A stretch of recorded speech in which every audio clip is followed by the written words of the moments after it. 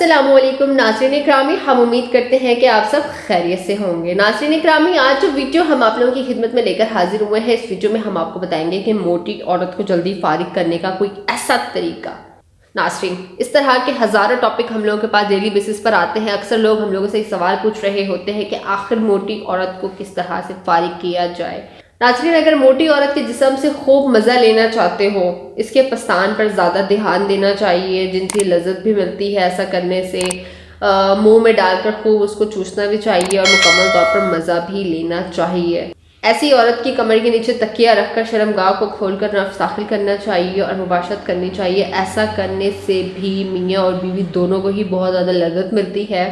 اس طرح سے جب عورت کی کمر کے نیچے تکیہ ہوتا ہے تو عورت کی شرمگاہ جو ہوتی ہے وہ اوپر کی جانب اٹھ جاتی ہے، جس سے بے پناہ لذت ملتی ہے اور دونوں بہت زیادہ مزہ لیتے ہیں۔